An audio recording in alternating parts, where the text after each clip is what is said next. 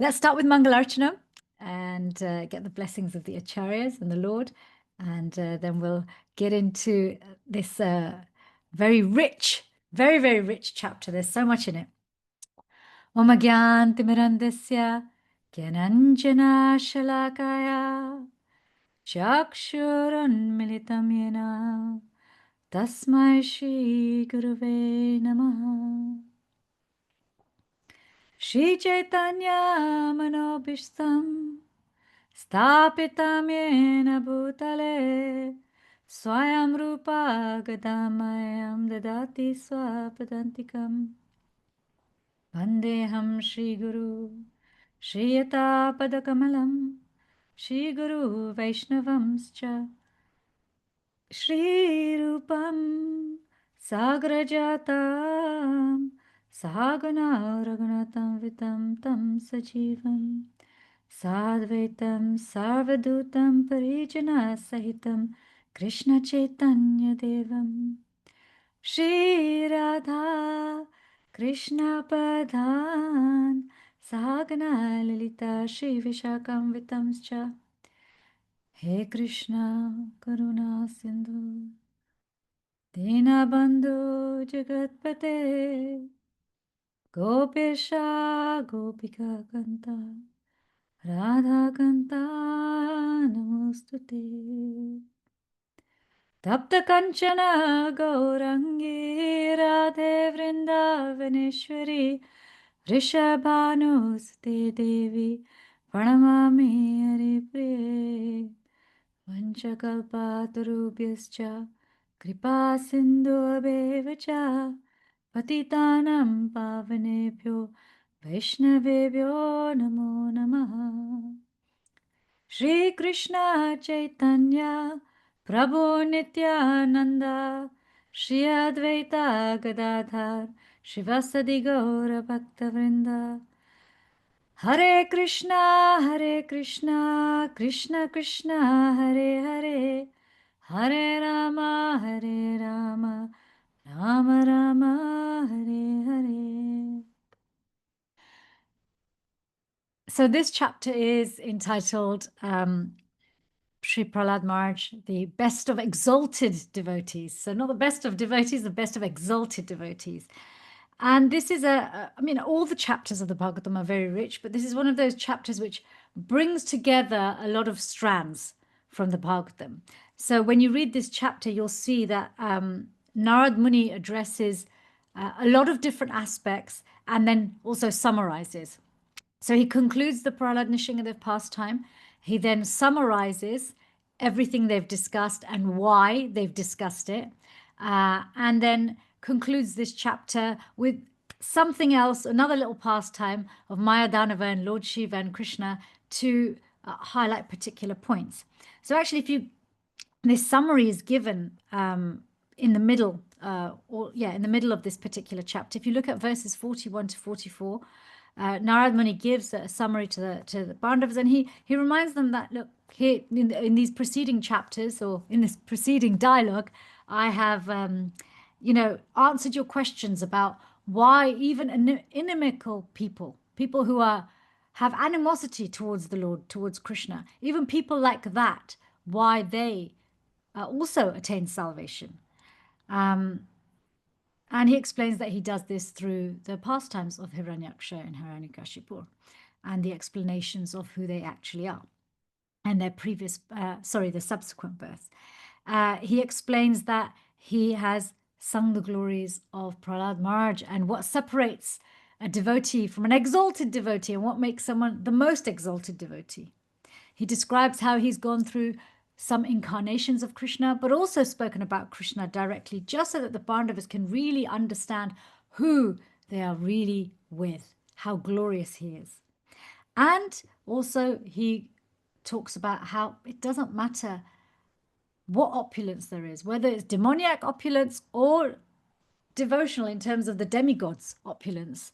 Devotional is the wrong word, the kind of pious opulence. None of them really have any strength in the face of the Lord's direction. Because one may think that whether it's divinely empowered or demoniacally empowered, right? Whether it's the demigod's power, demon's power. Surely when you get a certain amount of power, your life is in your hands, right? We live like this. We live in this way that, oh, if I could have a little bit more money, or if I could have a little bit more autonomy, or if I had a little bit more love, or if I was a bit more beautiful, or was a bit stronger, or had better health, then I would have more freedom. I would have more autonomy. That's really what we're seeking, the freedom to make our choices and have things go our way, right? And we all of us have various attachments to what might give us just that little extra edge, maybe a bit more education. Okay. And so Narad Muni explains to them that, we've also seen that it doesn't matter what kind of opulence you have, what it's empowered by, where it's come from, whether it's demons or demigods, whether it's a boon by Brahma or something you've worked very hard to get. It's nothing, it pales, and it's never greater than the direction of Krishna. In a split second, he goes, oh, I think I want to do something else. He can just completely change whatever you have, right? And we see this in the pastime of Lord Nrsingadev and Hiranyakashipu. Despite what he had from Brahma, it was despite him technically by the laws of nature not having anything in this world that could destroy him. Krishna decided to change directions, change the direction of his life because of his grievous offenses against his sweet devotee. Did any of it stand? No, none of it stood. So Narad Muni, he uses this chapter to bring all of these strands together. And this narration, he reminds the Pandavas that this narration actually is based on and telling us, hearing about the Lord's devotees, hearing about the Lord and his incarnations, hearing about his different opulences, his powers, and how even people who are inimical to him, even personalities who are envious of him, if they are completely absorbed in thinking of him, that is the acid test of what they will attain. And so even inimical personalities can attain salvation. And he explains that all of these things together, they are basically the principles of religion by which one can actually understand Krishna. They're not the principles of religion that get you good karma. They're not the principles of religion that might get you just boring old liberation. They're not the principles of religion that just give you a comfortable life. The principles of religion that have been spoken about during this conversation and the conversation between Narad and Narad Muni and the Pandavas, he's very clearly establishing that this is Bhagavad Dharma. Bhagavad Dharma is actually its actual transcendence, because actual transcendence means understanding the Supreme Personality of Godhead and understanding the Supreme Personality of Godhead in all of his features, the person, the Lord in the heart, and his energy. So it's really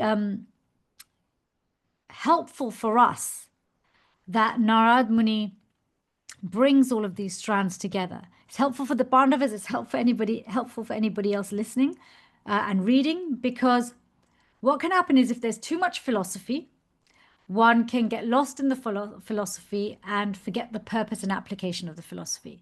When there is a lot of storytelling, one can forget what the real reason of the storytelling is, right? Lots of people are, very attracted to hearing pastimes, but their attitude towards hearing the pastime isn't so refined, right? We hear about, Prabhupada was not very impressed with these Bhagavad Saptas, these 7 days of hearing Bhagavatam, where people do it almost as a ritualistic activity. The person who's speaking it does it as a paid activity or as a way to just collect donations.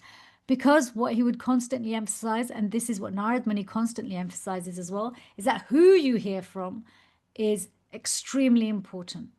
Because transcendental knowledge or Bhagavad Dharma is about understanding transcendence, which is understanding the Supreme Personality of Godhead. The only way to understand a person is through the mouth of somebody who has affection for that person. If you want to understand a person and you want to develop a close, intimate relationship with that person, you don't go and speak to their enemy, because that enemy will criticize the person. And you don't go to speak to somebody who sees that person just as a supplier of their demands, because again, they're not always going to see that person favorably, because their relationship with that person is going to be based on give and take. You go to somebody who has deep love and affection. So this is why Narad Muni is reciting the pastimes of the relationship and pastime of Prahlāda Maharaj and Hiranyakashipu and Lord Nrsingadev, to highlight that really, who we want to hear from is the person who has affection, because the only way to receive and understand and reconnect with the source of all love is to hear from someone who loves him, because the relationship of the person who speaks about the person you want to connect with is of utmost importance. This is what we talk about in terms of purity, the purity of the hearer and the purity of the speaker. And there's so many different themes in this chapter. One of the things that Narad Muni emphasizes actually 3 times. He says this 3 times in this chapter. He says that when you hear and chant these pastimes, any of the pastimes of the Supreme Personality of Godhead, with great attention, you achieve certain results. Okay. One of the results you achieve is you become free of material contamination. What does that mean? It means become free of desires that keep us here.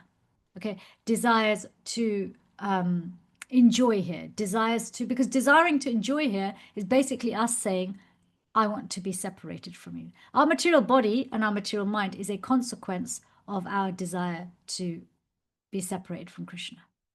Okay, if we want proof that we wanted to be separate, this is our living proof. Okay, and so he explains that if you listen with great attention, it clears and changes your desire. Because when you speak to anybody about anything they have affection for, your desire automatically starts to go in that direction, does it not? If you speak to a football fan, even if you don't like football, for a split second, you might even go, so enthusiastic, I might try watching a match later this week, right? Or if somebody waxes lyrical about, I don't know, a particular, it doesn't even have to be the Supreme Personality of Godhead. We just, by association, by nature, we are attracted by the enthusiasm of affection. Okay, this is what purity means. So it frees us of the desire to enjoy separately, because when you hear from someone who is joyfully connected to Krishna, it reminds you that I'm living this boring existence where I'm always hankering for something. And the minute I get it, I desperately need something else. It's never satisfying. This person's so happy. What is it that they've got that I don't? I want to know. I want to be connected to that person. And so as a result of this, Narad Muni explains that by hearing with great attention, one accumulates punya. As Srila Prabhupada says, there's freedom from material attachment. Punya doesn't, a lot of people define punya as pious activities, right? Doing something good, you'll have a good life. Here Prabhupada's very clear. Punya means freedom from material contamination. Not a good life, you'll have the best life. You'll have the only life that you'll ever want and you ever wanted. And so what's that life that you only ever wanted? And even when you regain it, you'll never want anything else. And Narad Muni explains is one reaches the spiritual world. Okay, one reaches the spiritual world. So when this chapter opens and Prahlāda Maharaj, he's offered all of these boons by Nrsingadev. Nrsingadev can give him anything and everything. He is offering him all of these things as a expression of his affection, to show Prahlāda how much he loves him.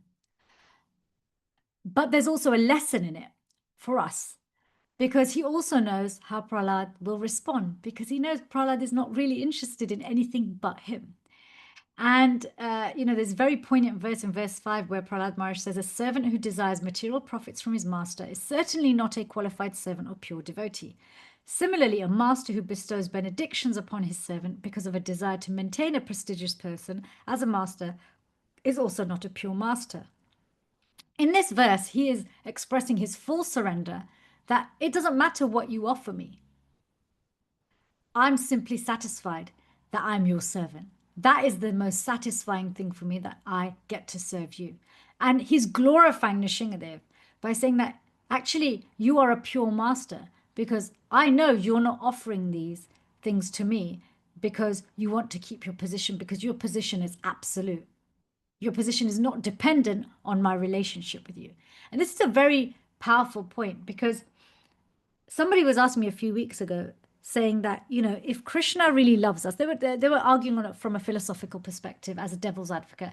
If Krishna really loves us and knows all of our desires, and he knows exactly what it's going to take for me to have faith in him, and his love is unconditional, why doesn't he just manifest exactly in the way that is perfect for my faith right now so that I have faith in him? And the point they were making is that, Krishna so really wants to be with us. We always hear this. Krishna really wants to be with us. And even more than we want to be with him. So if he really wants to be with us, then why doesn't he just facilitate this? Why do we have to work so hard to get the reciprocation?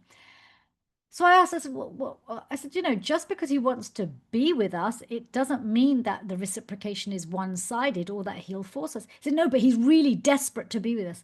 I said, okay, when we hear that Krishna really wants to be with us, it's not the desperation that we have or understand in a human way, which is neediness, like, I can't cope. Krishna can need us deeply, and at the same time, he's Atmaram, completely self-satisfied. Right? He's simultaneously whole, and so many parts of him are separated from him, and he's still whole. You add those parts back into him, he's still whole. All of this spiritual mathematics is there in the Sri Upanishad.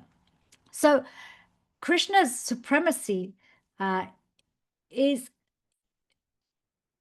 absolute on so many levels. And this is what Prahlāda Maharaj is really trying to emphasize, that you're offering me these things. I'm going to glorify you to everybody. First of all, let's just establish I'm your servant regardless of what you give me or don't give me. Birth after birth, I remain your servant. It doesn't matter if you handle me roughly by your embrace or make me brokenhearted by not being before me. These are in Lord Chaitanya's words, right? So he's establishing this. And the second thing he's establishing is you never give someone something because you're trying to keep a particular position. You have no motivation other than love, single-pointed love. And the reason, one of the reasons why our love for Krishna and its purest state is unalloyed, unmotivated, and uninterrupted is because that is exactly the kind of way Krishna loves us. His love for us is uninterrupted, unmotivated, and unalloyed. There's no tinge there for him to gain anything for himself. And this is what Prahlāda Maharaj is emphasizing, which is the primary reason why he's not accepting or he's saying, I don't really need these boons. I'm not really going to ask you for any of these because I'm actually really satisfied. But Nrsingadev, he knows this. Srila Prabhupada makes a really, and I really like this chapter because Srila Prabhupada debunks a lot of myths or sayings that devotees throw around, especially in the early part of their devotional life where they haven't really read the books in context or read so many of the books. So often you'll hear, oh, when Krishna really favors us, he takes away everything, right? And at the same time, you see so many devotees who have a lot of opulence. Either it comes, they already have it before they come to Krishna consciousness, or they gain it after coming to Krishna consciousness, and they're serving Krishna so nicely with it. And still they're hearing this thing that actually if Krishna really favors you, then he just takes everything away. Now here, Prabhupada really explains this point in a bit more depth because it's almost like only half the story's been shared with us, right? Because here, Nrsingadev's giving Prahlāda everything. Okay, because later on in this chapter, he actually says to him, well, you don't have to lose everything to serve me. You don't have to leave this world to serve me. You can have everything and be completely connected to me. And so Srila Prabhupada, he explains that if one is too materialistic, and this is the bit that people don't mention, if one is too materialistic, but at the same time wants to be a servant of the Lord, because of Krishna's compassion on the devotee, he takes away his material opulences and obliges him to be a pure devotee of the Lord. Now, this word, too materialistic, rare is the person who's like Hiranyakashipu in that they're excesses of attachment are across every single aspect of material life. Okay. For most people, you've got variances, maybe your money is your big Maya, maybe your education is your big Maya, maybe your beauty is your big Maya, maybe your a particular relationship is your big Maya. And I'm talking about either through attachment or aversion, affection or aversion.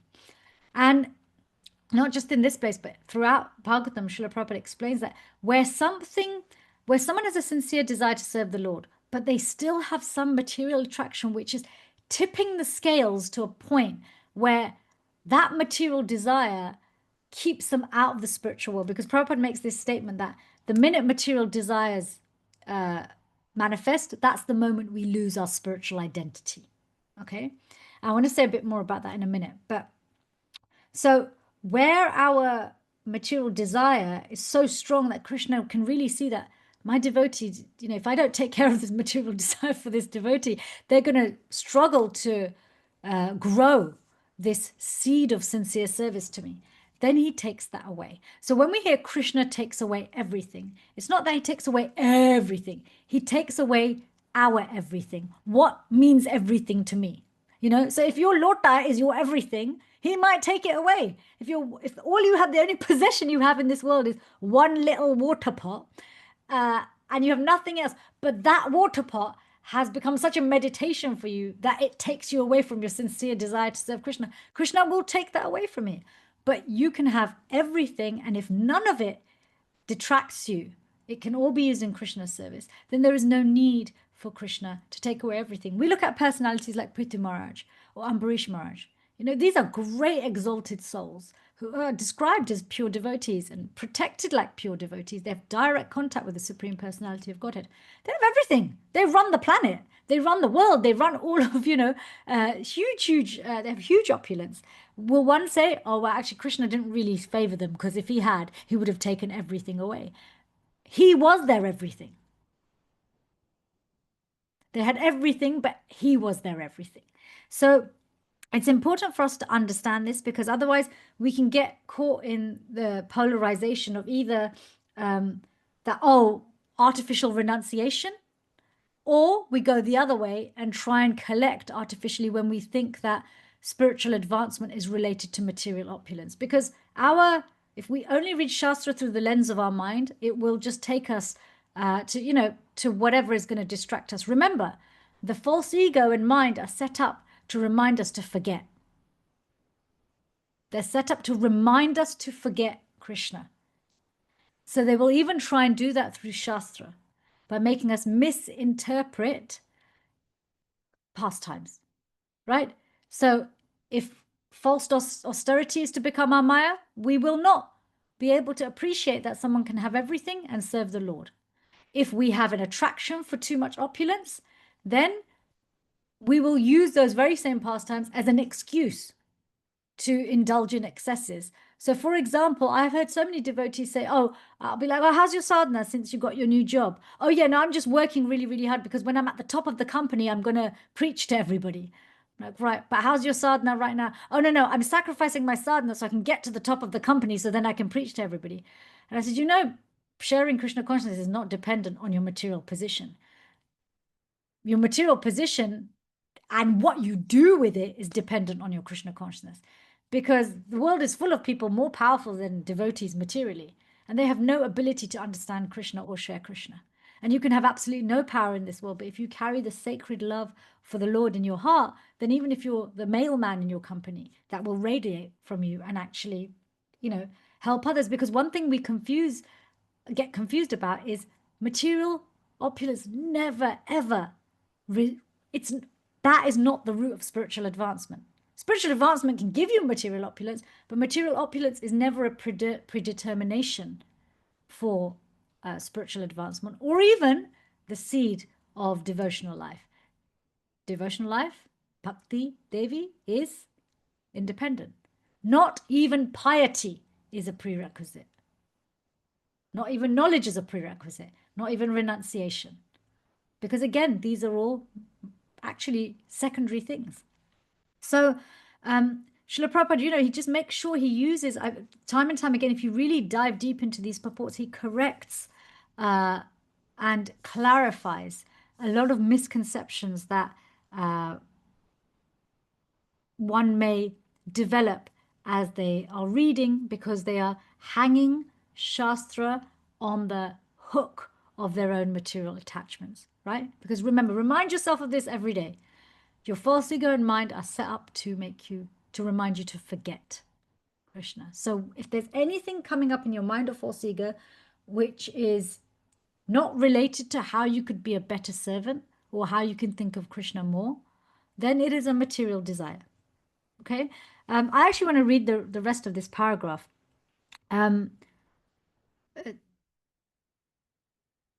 Sorry, no, it wasn't this one. Did I read the whole thing? If one is too materialistic but at the same time wants to be a servant of the Supreme Lord, the Lord, because of his supreme compassion for the devotee, takes away all his material opulences and obliges him to be a pure devotee of the Lord. So this is one is too materialistic, like Hiranyakashipu. He took away all of his material opulences and actually just took away his life. Now,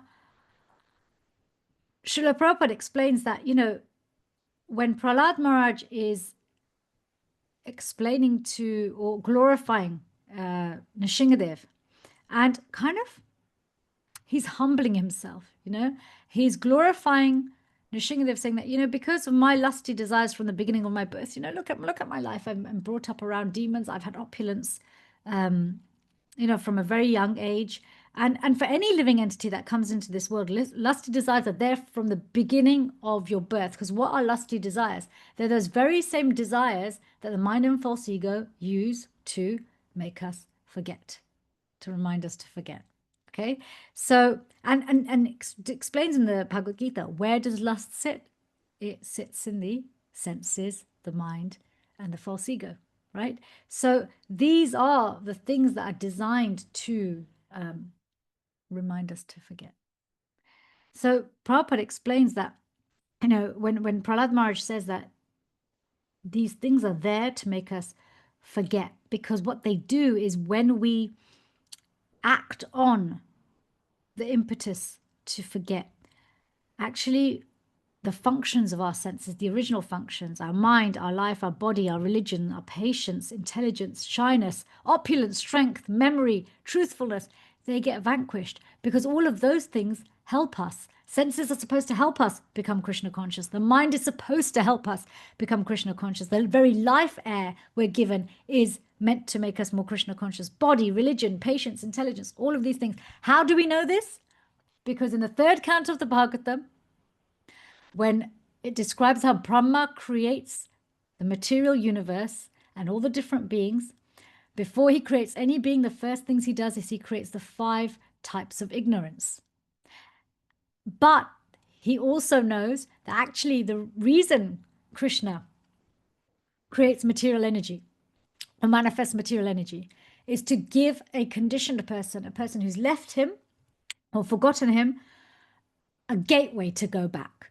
So although he has to, because of his service, create the 5 types of illusion and ignorance, he also knows that ultimately I've got to create this material world in such a way that it helps the person who's forgotten Krishna to actually go back. And there's a whole pastime around that. I won't go into it. But that's why it goes with this verse where he says that, he lists all of these things as even the senses. One might think, well, actually, lusty desires destroying the senses, that doesn't seem like a bad thing. No, well, of course it is, because everything has ultimately been designed not to keep us away from Krishna, but when it's steeped in the glories of the Lord, in his devotees, and in devotional service, those very same things that bind us here become the building blocks for the bridge to go back. So when Prabhupada says that the only remedy is to take to devotional service. Right? When we take to devotional service, that is really the only way to combat the forgetfulness. It's the only way to weaken the false ego and the mind in reminding us to forget. Because when they stop reminding us to forget, we will no longer forget. We will only remember ourselves, Krishna, and our relationship with him. And one thing that's interesting about this chapter is that if you look in a lot of other chapters and parts of the Bhagavatam, Srila Prabhupada doesn't make so much distinction between degrees of devotional service, right? Devotional service is devotional service. But in the 8th verse, he makes this very interesting point that the only remedy is to take to devotional service, which begins when one is free of all material desires. Now, when you read that, you go, what? Am I not engaging in devotional service now? What's going on? I thought I was engaging in devotional service. He says, Anya Bilasita Sunyam. Anya Bilasita means material desire, and Sunyam means free from. And so he says, and this is where he explains, as soon as one has material desires, one loses his spiritual identity. Now, why is he explaining all of this? Because on the one hand, he's very emphatically saying that devotional service begins when one is free from all material desires. And we all very well know that when we started our Krishna consciousness, and for many of us, like for most of us, there's still material desires there, right? It's just what's changed is the degree, right, of material desires. So why is he emphasizing this? Because Prabhupada is making a distinction between devotional service when it's unripe and when it's ripe. Remember, this chapter is called the glory, Prahlāda Maharaj, the best of the exalted devotees. So all devotees are exalted, whether you're at the beginning stage or completely ripe. You're considered on some level a pure devotee because if you look at Shraddha, the actual definition of Shraddha isn't faith in God. It's actually faith that Krishna and service to Krishna is the complete answer to everything. It's basically the answer that when Parikshit Maharaj asks Shukadev Goswami, what is the best thing for all people to do at all times, especially one who is approaching death? And the answer is, always think of Krishna, never forget him. Service to Krishna, make him your one and only and your everything. Remember who he is, remember who you are, and remember your service to him. Shraddha means having faith in that, accepting that answer, that now my life is going to be body, mind, and soul. I will sincerely work towards getting to that point. That's actual Shraddha. So that's Shraddha, one would say, the very beginning of a Kanishta, neophyte, like the most unripe mango, right? That's also a pure devotee because they're pure by their motive. But here's Srila Prabhupada saying, actually, your devotional service in terms of devotional service directly for the Lord comes when you are free of all material desires. Now, he makes this point where he says, as soon as one has material desires, one loses his spiritual identity. Then all the paraphernalia of one's life, including one's senses, body, religion, patience, and intelligence, are deviated from one's original Krishna consciousness. As soon as one has material desires, one cannot properly use his senses, intelligence, mind, and so on for the satisfaction of the Supreme Personality of Godhead. What changes between being a very beginner Kanishta and being the advanced Uttam? When we are Kanishta, how saturated we are, because material desires is on a spectrum, okay?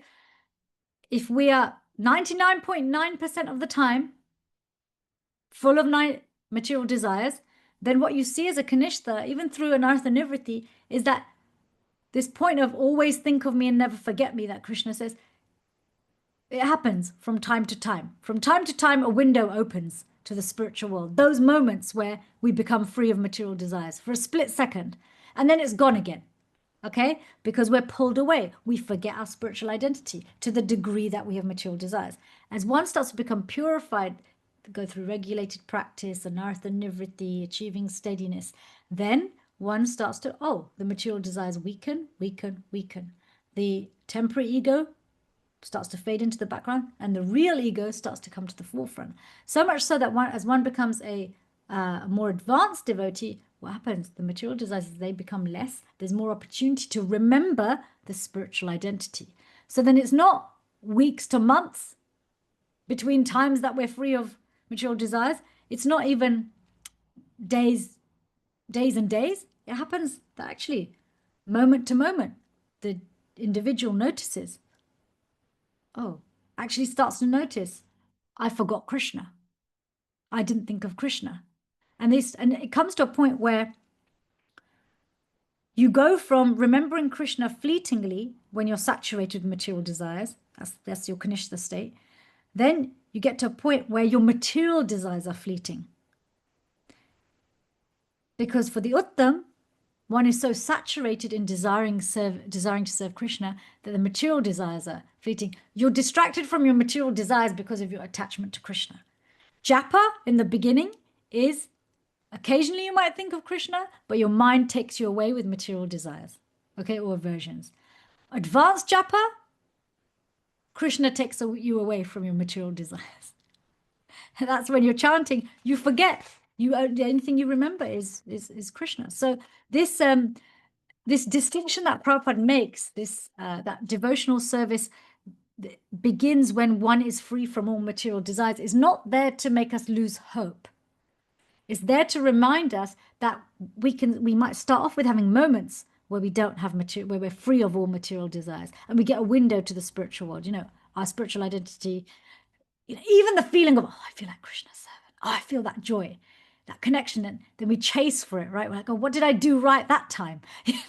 Let me try that again. And usually what we see is, I didn't make any offenses, I didn't criticize anyone, and I served with a really nice attitude. It wasn't because of a big project. It wasn't because somebody thought we were amazing. It wasn't any of those things. It wasn't because we pronounced the mantra so well or because we knew a verse so well. We pleased someone, and so they bestowed their mercy upon us, and we did it offenselessly, right? So the material, we got purified very quickly. So he's giving it to us to encourage us that keep going.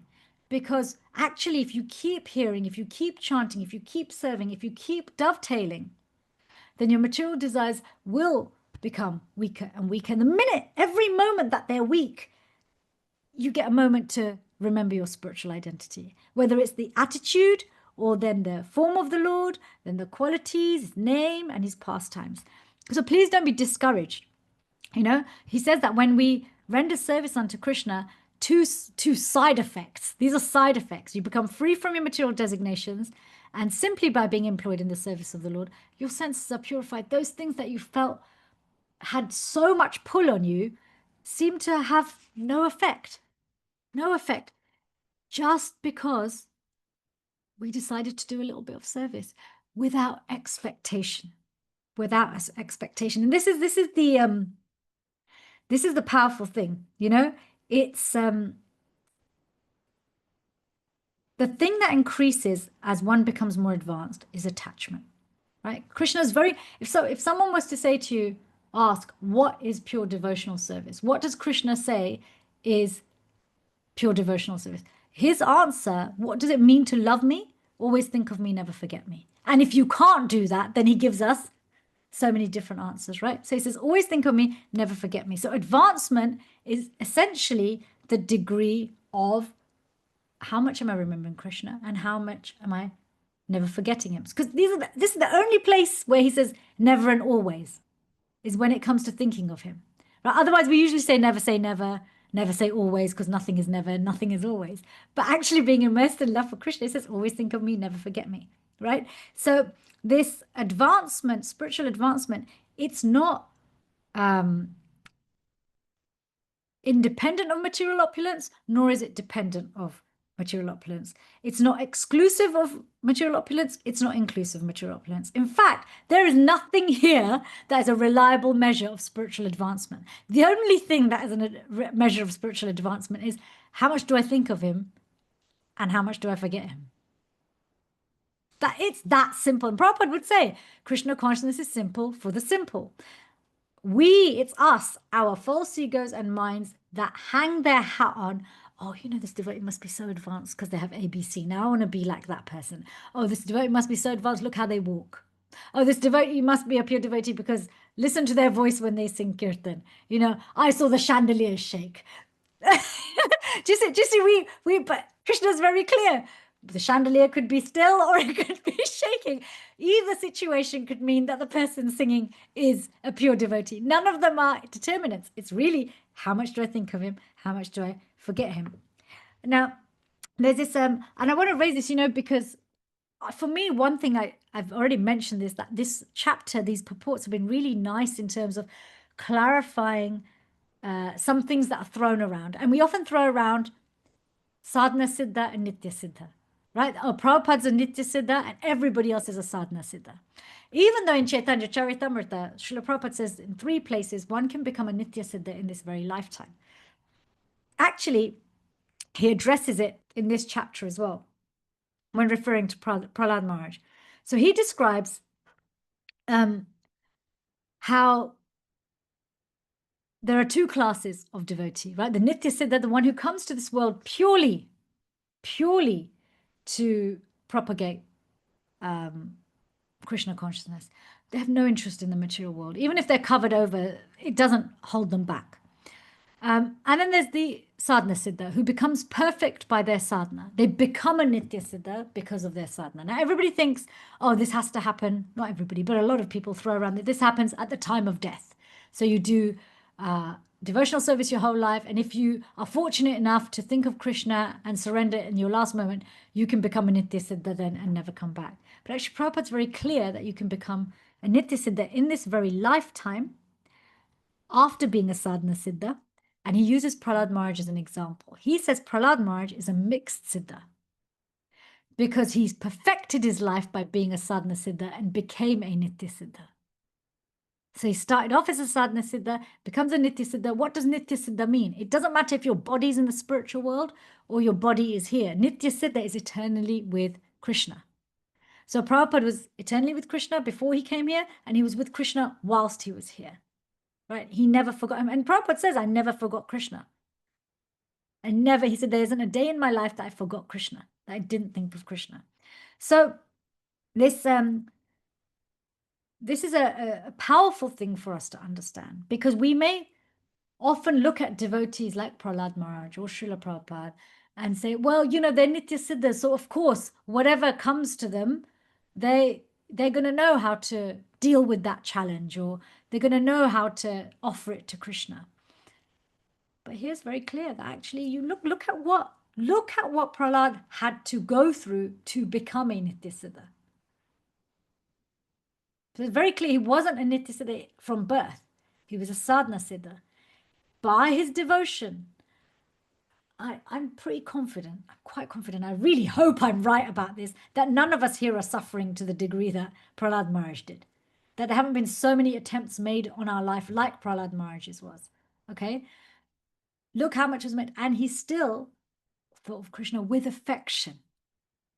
Unmotivated, unalloyed, continued his sadhana. Went against, politely, but went against what the moral obligation was to follow your father.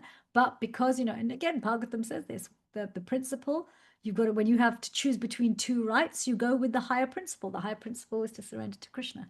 So this is a really, I think, important point for all of us to understand, to encourage us. Don't wait until the time of death, okay? Because you might not have that long. And it's never too early to surrender completely. Because why not live this life as a nitya siddha? How many people would you be able to help if you did the same preaching you do now, whether it's pot washing or giving classes or distributing books or going and speaking to people in your workplace? If you're a nitya siddha, simply by coming in your vicinity, there will be catching the beautiful infection of Krishna Prem, right? So I'm going to close with a few more points. And there's so many points in this chapter. And I feel like I can give a class about each of these. I think it's something that can be raised as a question about Prahlāda Maharaj's, for example, situation with Hiranyakashipu, is that, loving God without expectation seems difficult. Loving anyone without expectation seems difficult. And sometimes people force themselves into loving someone without expectation because there is no other choice, because there is no reciprocation. But if you look at the devotees of Krishna, the reason it's easy for them to love without expectation is because that love has been built on a relationship of trust in Krishna, because he has come through for that person so many times. Prahlāda Maharaj becomes emboldened to preach about Krishna after he sees that, oh, my father can't kill me because I'm directly under the protection of the Supreme Personality of Godhead. So as we practice our Krishna consciousness, as we take small risks and we say, oh, Krishna came through, then we can take slightly bigger risks, Krishna came through. Then we take bigger risks, Krishna came through. Oh, even when I don't desire to be protected, Krishna still protects me. Even if I don't make a prayer expressing that I need something, he just supplies it. Then one starts to just relax and not have expectation with Krishna because there's so much trust that he's going to take care of me anyway. Do you see the difference? Loving without expectation because you're forced to have some sort of martyrdom because the other person just won't reciprocate. It's kind of like, yeah, I've just learned to have no expectations, you know? I mean, doesn't sound like a very good kind of love. We're not going to get a great novel out of that one. But the kind of love where, I have no expectations because I have such confidence that he'll always come through. And I've had so much experience of it that my mind doesn't even think about what I need because I don't need to think about what I need. I'm always backed up, and Prahlāda didn't ask. He just received. Krishna just gave it to him. Why? Because he knew his heart. In the end of this chapter, it talks about how Lord Shiva is empowered by Krishna to be able to destroy the demons. Even though he feels kind of defeated in the beginning with his own opulences, he wasn't able to do it. But he didn't ask Krishna. He didn't say, come and help me. Krishna observed, there's my great devotee. I want him to feel empowered. Krishna could have just done it himself, but he didn't. He said, here's the help. And go do the service. He didn't have to ask him. He empowered him. Why? Because Krishna's constantly watching us down to the millisecond of a millisecond, right? What is my devotee desiring? And what he's looking at is proportions. That's why he talks about one whose intelligence is single pointed, right? Comes to me. But when our intelligence and our desires are scattered, Krishna is splitting his potencies and reciprocation across all of our different desires. So Krishna consciousness is just as much about refinement of our desires as it is about the practices. So when we talk about, people are really getting into a lot of coaching tools and planning and short-term goals and becoming more directive with their life. Do that with your desires. Curate them in such a way where you can go beyond your karma. Okay, Srila Prabhupada is very emphatic that pure devotee is supplied for independent of their karma. So pure devotee is on a spectrum. The degree of our purity determines the degree to which we are directly under the laws of spiritual nature, the laws of Krishna's heart, versus the laws of karma. To the degree that we are connected to this world and the desires and identity in this world, to that degree we come under the laws of this world. So there's a significant period in our devotional life where we are straddling two worlds. We're under two different types of laws. And that's why for a long time, for many devotees, they can't figure out whether what's coming to them is karma, whether it's a test, whether it's an opportunity for them to rise above, whether Krishna's trying to be benevolent to them. Don't try and figure it out. Because the why doesn't matter. The what you do with it is what matters.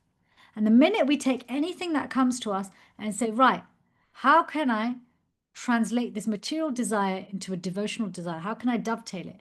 Krishna takes notice. Okay, so, and it's so powerful understanding it like this that actually the more I let go of these very same material desires that are set up to remind me to forget him, the more I take direct shelter and receive that direct protection to the point where a pure devotee can be supplied for to the point which is so independent of their karma. Not only are they empowered beyond their general ability, but actually it can even turn the tide on time. It can even turn away death. A devotee's life and death is no longer than based on how many breaths they have or what their chart says. It's directly determined by the Supreme Personality of Godhead. And there's so much in this chapter. I'm sitting here thinking, oh man, I think I've got about another 5 or 10 points that we could really, really, really talk about. But maybe they'll come up in answering some of the questions. I want to give you time for some questions. I'm sorry, Dhamarendra Prabhu, I've left like 5 minutes. I apologize for that. I was sitting here thinking I'm not going to have enough to talk about before I started. And then when we started, I was like, oh my gosh, there's so much to talk about. So yeah, this chapter is really beautiful, like every chapter, but it brings together many, many strands. and really explains to us that this intensity of meditating on the Lord is what underpins what our destination is. Even and as far as the enemies of the Lord, they get salvation because their intensity of animosity means they're constantly meditating on him. Now, they don't get prema, but they get a form just like him, just like even somebody who meditates on the form of Vishnu or the Lord in the heart with in-depth affection. Because prema is a different category. That's a personal relationship with God. We want nothing of his, not even his form. We just want our original relationship back. So yeah, really amazing chapter, and thank you for giving me the opportunity to share my thoughts and become purified and grow and learn myself from this. Over to you for your realizations and questions and comments. Hare Krishna. Okay, Hare Krishna, thank you very much, Mataji.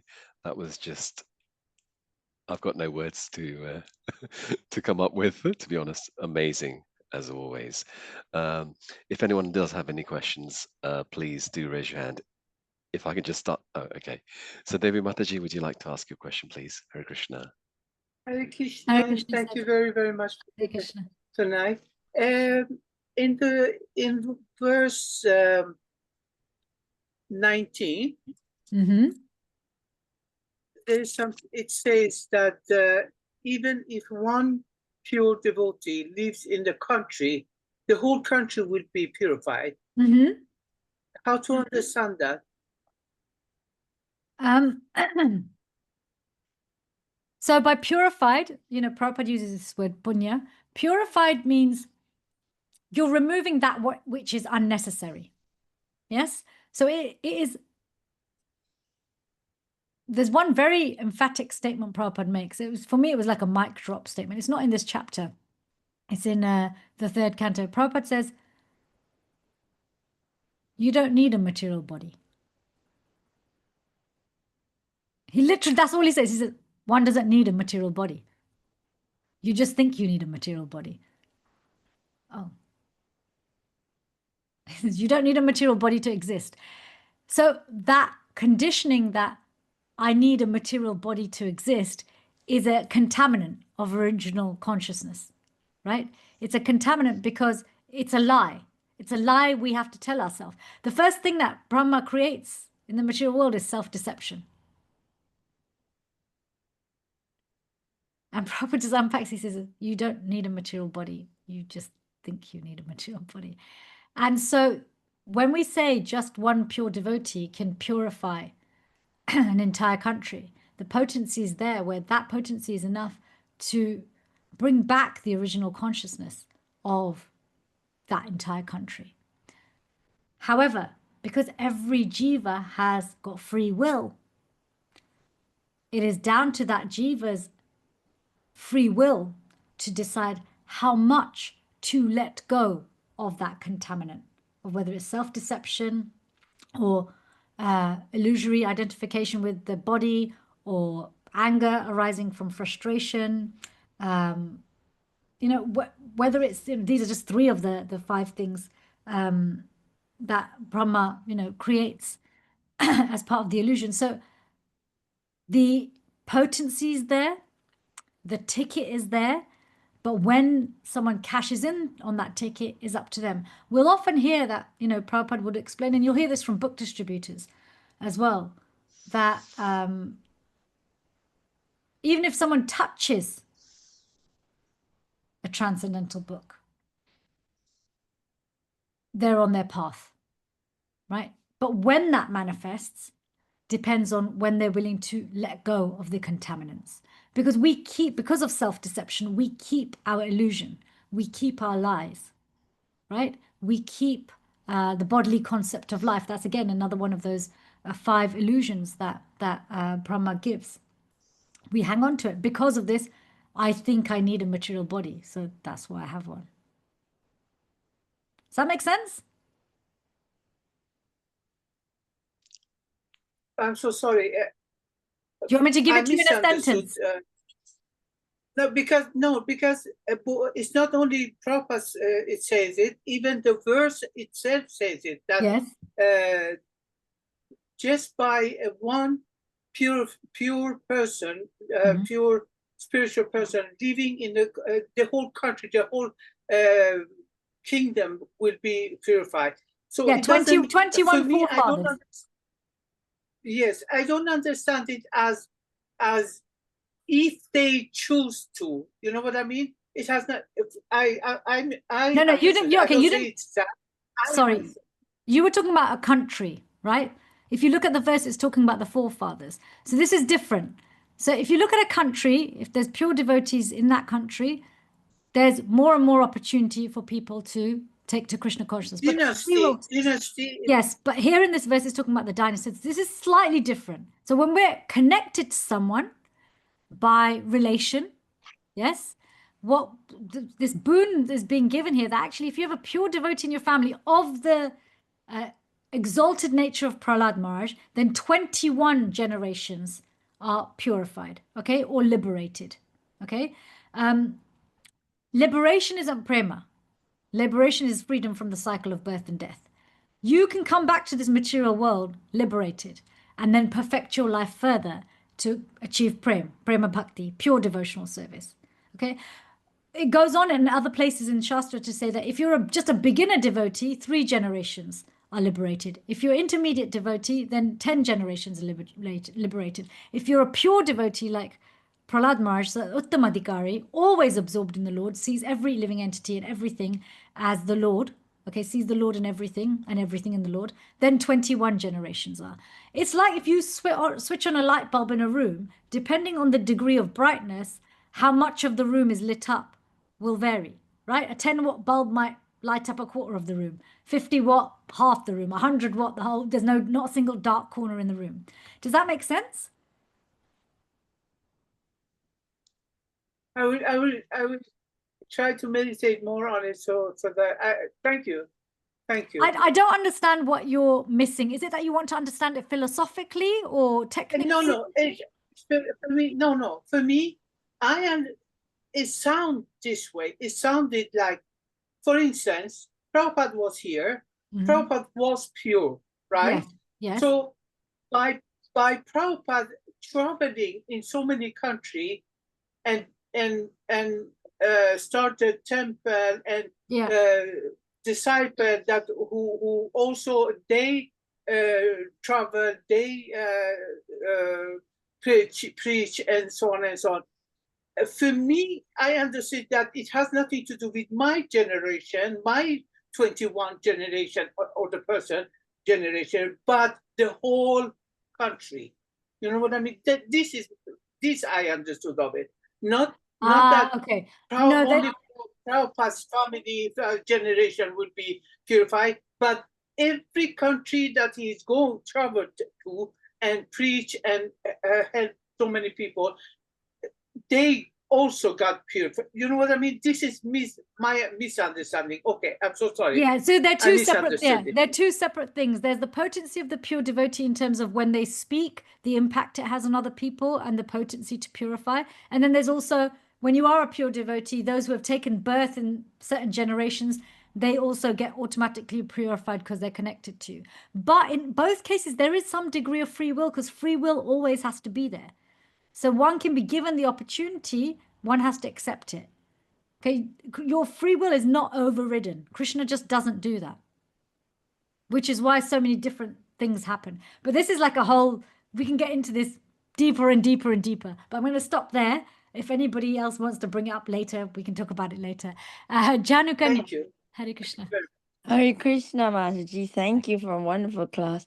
Okay, I'm just wondering about the position Prahlāda Maharaj was in and the qualities he possessed. It was an innate position. He was born with it. He came with divine grace. He was Krishna. He came with blessing from Krishna, and he was Krishna conscious from birth, indicating that the Lord had mercy on him, obviously. So how is it?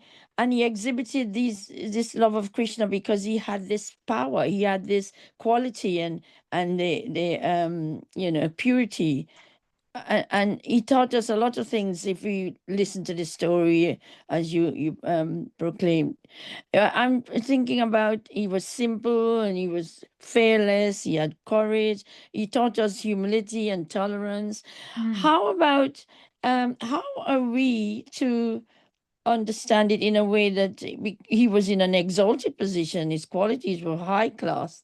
How can we learn from that and follow it in a way? Okay, the quality, I know about, he helps us to be fearless, but he had everything was going for him despite being born in a demonic family. He had everything going for him and he had everything against him. Yes, well, in the material world, yes. That's exactly the situation we're in one sense, because when we are given the books, when we're given the process, what the knowledge we're given is no different to the knowledge that Prahlāda Maharaj had. The process we have is no different to the process that Prahlāda Maharaj had. Deity worship, chanting the Lord's name, serving his lotus feet, following his instructions, prayer, hearing, all of these things. So we have the same process, and probably we have less material obstacles than he did. So I hear what you're saying, that, oh, look, but he already came in with a certain level of advancement. Same with devotees around you. We all come in with a certain level of advancement. Some people are starting from scratch. Some people are at B. Some people are at D. Some people are at X. Everybody's carrying on where they left off, and some people are starting fresh. Otherwise, why would we be preaching, right? We want to have fresh souls for Krishna, right? What we can learn from Prahlāda Maharaj, and I think this is something I am trying to bear in mind for myself, is following in the footsteps doesn't mean we imitate, it means we emulate. So we look at one quality at a time. We look at one aspect at a time. We don't try and integrate and act on everything. And we don't become disheartened that this person was born ahead of me, so of course they're going to be successful. There was a time when he wasn't. You look at Narad Muni, there was a time when he was just a simple maidservant's boy. He had nothing. And then he was an orphan when he was very, very young, right? He can stop and say, oh, well, all these exalted souls who I served, they're exalted. They've got an easy life. Of course they're going to, be successful in the face of calamity. Look at me, I'm just a poor boy. Who's going to help me? And I'm just going to give up. He could say, but so don't become disheartened. He didn't give up. He remembered their teachings. He was inspired by their blessings. And in the face of his mother passing away, he had spiritual intelligence that reminded him that actually this is a sign from Providence. Come closer to me. And so that's what he did. So we can also learn from Prahlāda Maharaj's example that how would Prahlāda Maharaj think in this situation? How would he speak in this situation? I'm sure many of you here have watched the Mahavatar Nrsimha movie, right? And in that, there were so many nice things in that movie.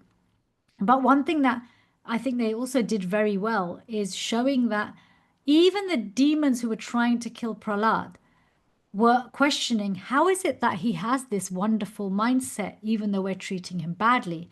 He's making me want to be good. He's making me want to re-question, why am I serving a demon? I should really be following him. So I think when it comes to very exalted souls who exhibit many great qualities, we can take one quality at a time, not become disheartened, and actually see them as a source of inspiration, that they're reminding us of what is yet to come for us, what is available for all of us, should we choose to continue to be determined and not get disheartened. Is that okay, Janukanya? Yes, thank you very much. I'm just thinking, I'm struggling to even love Krishna, much less to get to that's it. I'm probably too impatient. But when you said about book distribution, that really connects well. You just take any little thing, you touch or you touch people's heart. You actually send a message. You might not take the set of books then, but they come back later, or it reaches their hand or their home some other way, so yeah. Because if you persevere, I'm sure things will happen. All good qualities manifest automatically in the devotee. We don't have to make So, we don't have to sit there going, I don't love Krishna yet. Oh, I'm not humble yet. I'm not this. Keep trying. Keep going. This is a process of, it's of steady determination, and it's a long game. But if you keep going, remember, a lot of our process is automatic in the sense that what's going on underneath, how it's working, is not visible to us. Automatic doesn't mean there's nothing going on. Automatic doesn't mean that it makes no sense how it's working. Automatic means that what's going on, the inner workings of it, are hidden from us. I was giving this example the other day. I brought it up a few times because I find it very helpful. The difference between a manual car and an automatic car, there's always a gear change in both cars. In an automatic, it's not visible. In a manual car, it is. So when we hear about that, there's an automatic aspect to Krishna consciousness. There is, because the intricacies of how Krishna's name, Krishna's qualities, his pastimes, serving the devotees, not making offenses, how those things unfold and dissolve the false ego, we're not always going to get our head around. We do things, we try and move the gear stick with our activities, our endeavor, but a lot of it's happening automatically. So keep going. Don't lose heart. Spend time with devotees that inspire you, serve devotees that inspire you, and do services that you find irresistible. Excellent. Thank you. Yeah, that is true. Subtly we see changes, but we want it too big, I suppose. Impatient. Yes. Patience is one of the qualities. Thank you. Yeah. Thank you very much. Haribol. Himani. Hare Krishna, Mataji. Wow, such a powerful class. I really like what you said about how our material desires, initially they act as anchors weighing us down, but then those very desires can then be used as building blocks towards, pursuing our spiritual goals. My question is in relation to this. My question is related to material relationships that we have with, and because Srila Prabhupada always emphasized that don't associate with non-devotees. He even went as far as to say that don't even look at someone who's not a devotee, because you wouldn't get darshan of their tilak. Only look at devotees who wear tilak. I'm like, wow, okay. So how do we actually gently but firmly, explain to our relatives, especially close relatives, that look, I'm not the same person I was 10 years ago. My priorities, my goals have changed. We're trying to establish boundaries. But when it comes to explaining this to grandparents or seniors in our family, because they're so set in their ways, set in their mindsets, and they have this image of us that's stuck in their head, they're refusing to accept the changed version of us. How do we go about balancing that and also maintaining our sadhana at the same time? Because I always feel like my relatives, ever since mom passed away a few years ago, my relatives have always held me accountable for her death, and somehow they're just putting in snide comments here and there that are hurtful. And then my grandparents are like, oh, but you're a Hare Krishna, you're almost on the saintly path. These things shouldn't affect you anymore. And I said, well, we are human at the end of the day. We're not perfect. None of us are. But then how do we detach ourselves from their closed mindset, shall we say, so that we can progress towards our spiritual goals? I feel like your question's got parts to it, but I feel all of the parts are explained perfectly by Prahlāda Maharaj's example, right? His relationship with Hiranyakashipu was a personal one. Hiranyakashipu was an out-and-out demon. And not only, you're saying your relatives say, oh, you should be above our criticism because you are a devotee now. Hiranyakashipu wasn't even saying that. He was saying, don't even be a devotee, worship me. Why are you putting God first? Put me first. So I would say so first of all, let's understand this concept of association. If we look at association, Rupa Goswami gives us 6 loving exchanges. If you look at these 6 loving exchanges, giving gifts, receiving gifts, giving prasad, taking prasad, revealing your mind in confidence, and inquiring in confidence, these are very intimate activities. They require trust, right? So association is essentially association is to the degree that we trust. Trust is implied by, I take your opinion as fact. Okay, that's a good indicator of how much we trust someone. So like if you're with someone in your same profession, you don't Google every answer they give you if you ask for a professional piece of advice, because you trust them on that. So when Prabhupada's talking about associate only with devotees, make sure in the intimate areas of your life, your devotional life, anything that really leaves impressions on your mind, that your close-knit people are people who are also in pursuit of surrendering to the Supreme Personality of Godhead, are wanting to reawaken their original identity. And that's what Prahlāda Maharaj did. In the absence of association, he created association, right, by preaching. So he stood his ground with his father, but he did it respectfully. Now, when it comes to being affected by people who we have close connection with, when they criticize us, that's more to do with then actually that means I am still taking their association, because I trust their opinion of me is accurate, because if you didn't think that, then their criticism wouldn't get to you. So you're still invested in what they think of you. So you are in one sense taking their association, because you're accepting their opinion as fact. Yeah. So there's nothing to do with whether you're related to them. It's actually your own mindset. For you, if you're honest with yourself, their opinion of you still matters.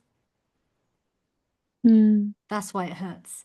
So, but this is what Krishna consciousness is there for, to show us where are my attachments, because attachment isn't just through affection. Attachment is also through aversion.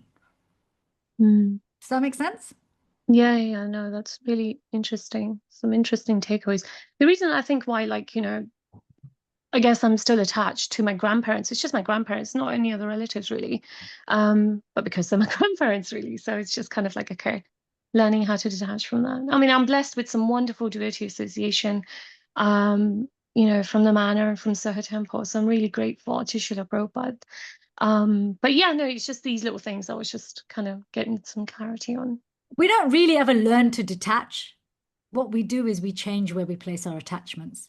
Yeah. So whatever meaning your grandparents hold, and I'm not saying that you should get rid of your grandparents or, learn to not care about them or what they think. What I'm saying is how you find meaning and value in yourself. I mean, ultimately, that also comes from within and aligning ourselves with what Guru and Krishna say, but also finding meaningful relationships amongst like-minded devotees. That makes a big difference.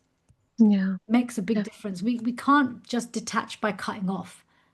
Prabhupada explains detachment naturally happens when we attach to something higher.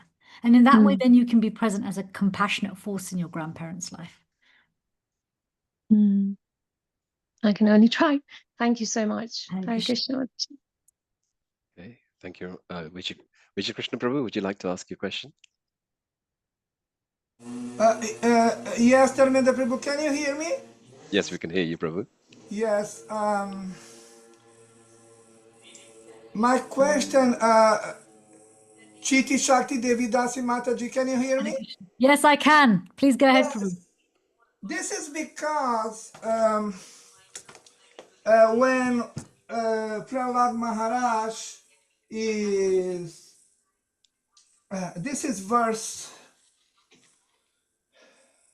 because he asked one of the benedictions he asked in the chapter you just discussed, if I'm not wrong, he wants for his father to be forgiven. Yes. So, and this reminds me of the following. I know that our time is already almost gone, but I do not mind if you give me a short answer.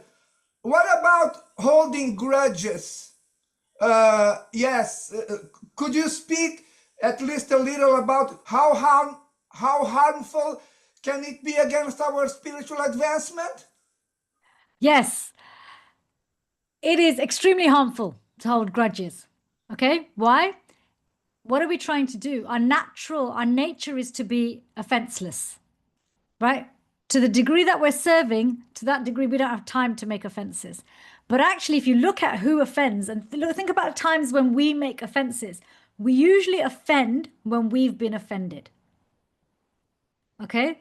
So when we hold grudges, we place ourselves in the weakest position possible to make offenses. Okay, because when we feel begrudged, when we feel hard done by, we are actually living in a space of frustration, which leads to anger. And anger bewilders the intelligence. And they end up speaking and doing and behaving in ways that create more offenses. If you look at anger is never glorified. There's never a place where it says anger is one should desire to be angry. At best, we're told you can use your anger to protect devotees, okay, or other people. But really, if you look, a Vaishnav is so free of anger that they're unoffendable. Look at Ambarish Maharaj. He was unoffendable. The Russian Muni was very offensive to him. He didn't take offense. He didn't even think about it. It didn't even register for him. And so if we can become unoffendable, we won't make offenses. Or we are in the strongest position to not make offenses. Because when we resent, we bind ourselves and the other person to a reality that doesn't exist anymore. We're living in a space, a situation, and an emotional state that doesn't exist anymore. When we free ourselves of resentment, we're actually liberating ourselves of the desire to see someone else punished. So forgiveness is a big part of that. So there's three, distinct areas with this. One is learning to rid ourselves of anger quickly. Often this can, even with the little things, not holding on to it, because it's often the little things that add up and become a resentment, right? So little things, look at your day-to-day stuff. What kind of things irritate you? That's some degree of anger. Learn to let it go. The quicker you are to release anger, the healthier you will be. But sometimes, and the hardest anger to get rid of is righteous anger. When someone has, by quite acceptable social standards, done us wrong, or done wrong to somebody we're connected with. Righteous anger is difficult to get rid of. Why? Because it's righteous. There's a good reason to have it, right? Why? Because my opinion is always the best opinion. When we can learn to rid ourselves of that anger, usually through forgiveness, and again, a bit more analysis about, well, actually, anger is not a great position from which to make decisions. Compassion is a much more empowering position from which to make decisions. So forgiveness can help us to get there. And eventually, as we get better at ridding ourselves of anger and forgiving and dropping resentment, the heart becomes more and more purified. The Bhakti Lata bridge grows in a heart like that. Our behavior changes. And one eventually has the heart of a Vaishnav, which is unoffendable. Prahlāda Maharaj didn't take offense to anything Hiranyakashipu did. His heart was filled with so much compassion. He knew Hiranyakashipu was saved the moment he encountered Nishingadev, but he wanted to make sure, and also again glorify Lord Nishingadev, that look, just by being, even if you're the Lord's enemy, he's so amazing that if you're just looked upon by him, you're free. So releasing anger quickly, forgiveness, letting go of resentment, and working towards becoming unoffendable helps us to become offenseless. Living in a mood of service is the opposite of offending, because offense is aparad, means without devotion, without radha, aparadha, right? So if we live with radha, with devotion, then where's the space for offense? So we want it's a gradual thing, conscious build-up, conscious development. I hope that helps. Yes, and I liked it when you mentioned the most famous example of Ambarish Maharaj, yeah. Yes, thank you very much. Hare Thank Krishna. you. Thank you. I mean, if there were posters of Ambarish Maharaj, there would definitely be one on my wall. On my wall too. We can make a fan club. Of course. Dharmendra Prabhu, do you need to close, or can Devaki Preeti ask her question? Yes, if you're happy to go ahead. I've got a question myself, by the way. That's okay as well. Okay, Mataji, if you'd like to go ahead. Hare Krishna. Oh, Prabhuji, sorry. No, Devaki Preeti, yeah, you're always hiding in the grass, Devaki. Thank you so much for your class. I just had one question to follow up on the question that was just asked. How can, like, speaking about forgiveness and compassion, how can we develop the consciousness where we don't take things personally? Because I've noticed that's how I get offended, because I take so much what people say to me and do to me personally. and that caused me to get offended, and then I get reactive, and then you get triggered, and then it just kind of leads to all of these things that you don't want. So do you have any suggestions on how we can not take everything personally? Because a lot of the times it also doesn't even have to do with us, but I still will take it personally. You know, it might not even have to do with me necessarily. When people say something to us, they're usually saying it about the person that they see. Then the person that they see is not usually us. But because we also don't actually see ourselves, then we identify with the person that they see. Does that make sense? Remember, what did Prabhupada say? We don't need the material body, we just think we do. So whatever it is that's disturbing us is something we are falsely holding on to through that self-deception as this is me. But in the mood of a Vaishnav, we can stop and think, even though this is disturbing, is there anything in this that can help me to do my service better, to chant better? Even if it's just, wow, this has really upset me. I can learn to put this to the side so I can chant better. Even that. How can I learn to put things to the side when my mind is disturbed so I can be more present when I chant, more present when I read? It's a skill. It requires training the mind. It requires getting some mastery over our emotions. And then you chant a few good rounds, you realize it wasn't that deep anyway, what I'm upset about. And yeah, I think it wasn't anything to do with me, and let me just go check see if that person's okay. Is that all right? Yes, thank you so much. Okay. Hare Krishna. Okay, Hare Krishna. Thank you very much, Mataji. Sorry, did anyone want to ask a question there? I think that's it. I think it's your turn. Okay, thank goodness for that. Okay, and I apologize to the last speaker, by the way, as well, please. On text 22, it does say Sharad. It talks about Sharad and allowing his father to Yes. be promoted to a higher planetary system. And yes, I do understand that in this case, yes, he didn't go through that. But it's slightly, when we read this on Tuesday, it gave me some sort of confusion in the sense that because you are getting an exalted devotee to perform this, and it hasn't happened for his father in this truest sense, because obviously he had to go through the second life as a demonic person, then one sort of thinks about, is this ritualistic thing that we perform, which is in this sort of month that we do it, is it rightly done, or should we be doing it? Does it have any bearing on our father when we do this, basically? As in, if we don't do it, is it a problem? Is that what you're asking? Well, if we do it, does it have any benefit? That's the question, because obviously in this instance you're sort of thinking, yeah. No, it does. If we do it, it has a benefit. It depends how we do it and why we do it. Right. Now, on the one hand, we know that the purer we become, the more generations of our family we influence in terms of liberation and purification. On the other hand, when we do specific sanskars, because sanskar is an impression, right? Yeah.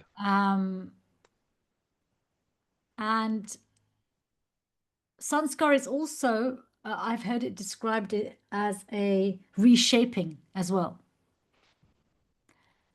Prabhupada uses this word, reshaping or shaper. So when we intentionally dedicate a particular sanskar to someone, for example, the Shraddha ceremony, then it's being very specifically directed at an individual. So it's like your purity, okay, each individual's purity is like a laser, right? And that laser's energy or effects are diffuse. Anyone who comes around it gets affected. But when you take it, your intention, just like Narad Muni did with Prahlāda when he was in the womb of his mother, when he was preaching to the mother, and he had this strong intention, I want this boy to become a devotee. Prahlāda's hearing all of this, and that hearing, coupled with the good intention of Narad Muni, meant that Prahlāda Maharaj's heart unfolded even more than his own mother's did. Right? So when we perform different sanskars, it's not that we have to, otherwise these people are going to be bereft. But when we do, it's an opportunity to give that particular individual some concentrated blessings. However, again, it's, as Prabhupada says here time and time again in this chapter, that to the degree that we're devotional, to that degree we are free of kind of ritualistic and moral obligations. Now, it's interesting, sometimes devotees read statements like that and they start to engage in really they end up being quite rude, obnoxious citizens of the country because they think they're above ordinary laws. To the degree that someone surrendered, to that degree they are no longer beholden to normal social, the normal societal things. However, to the degree of your purity, you're also automatically going to be more gentlemanly, gentlewomanly, more refined, a kinder person. And a kinder person, a more conscious person, will do the better thing anyway without it having to be in a law book. Does that make sense? So we're not averse to these things, but we're not also attached to them. If they are something that are part of your general landscape of your culture and your life and things, you can do it. But one doesn't need to add so many different things. Otherwise, we're never going to leave the bathroom because we have to be altar clean, and we're never going to leave the yagya because there's something we could do a different sanskar and yagya every single day. Okay, right? thank you very much, Mataji. So yeah, so just it's never a this or this. It's usually an and just look at your own personal circumstances. Okay, thank you. Yeah. Sorry, there's one final question, and That's this okay. will be I the was going to final. share something. I was having, so like one of my relatives kept having recurring dreams of a particular relative who kept coming in their dreams after they'd passed for years and years. They seemed very restless. They always were hungry. They wanted something to eat. And we were like, okay, I think their soul's not at rest. Shraddh came. And I was told that and I was a very young devotee then, so I didn't really know much about these things. So I told them about the dream. I told devotees at the temple about the dream days. And I was advised that if you, on Shraddh, if you offer prasadam, mahaprasadam, to the deceased, it puts them at rest. And that we did that. And the person my relative never had another dream of this personality again. And it's been decades since we did it. So there are certain situations that call for it. But like I said, you don't need to add in lots of extra things. So is Drishti the last question? That will be the last question. Okay. Yes, please. Thank you. So sorry to keep you, by the way. It's my pleasure. I'm glad I made it. I was just glad it was at 8 and not 7 like I thought. I'm just wondering whether we've gone through those additional 5 points that you're wanting to make. I think there's more than 5. We could keep going. This chapter's got so much in it. I mean, we haven't even touched the conversation with the Pandavas or Mayadanava pastime. We barely scratched the surface with those. But yeah, anyway, this is the joy of Bhagavatam. Drishti, go ahead. Hare Krishna, Mataji. Hare Krishna. Actually, at the moment, we are Pushraad period. So I'm thinking, I had that thoughts of offering some rounds of my chanting to my ancestors, but how do I go about it? You just chant and you make an internal prayer and say, I'm chanting these for my ancestors. That's it. That's it. Do you do them in addition to your 16 rounds? Oh, in addition to the 16 rounds. But do I have to speak to Krishna what I want? Well, I mean, he's always listening anyway. So when you're chanting, you're speaking to Krishna as well. Okay, Mataji. Thank you. Okay. Hare Krishna. Okay, that was a nice short one. Okay. Okay, Thank you, everyone. Thank you everyone. much. Yeah, Hare if we Krishna. can all kindly unmute and say our 3 Haribols. Haribo! Jyoti Shankar Mataji, would you like to finish off with the prayers? Vanchakalpa? Kalpatarubhyasya kripasindhubhevasya Bhajanam pavanebhyo vaishnavebhyo namo namah. Devotees Vaishnavinda ki jai. Srila Prabhupada ki jai. Thank you very much, Mataji. Hare Krishna. Thank you so much, Mataji. Hare Krishna. Ji, can you tell us where you're Mataji, sitting? It's so beautiful. Where am I sitting? Yeah. Well, I'm on the altar now.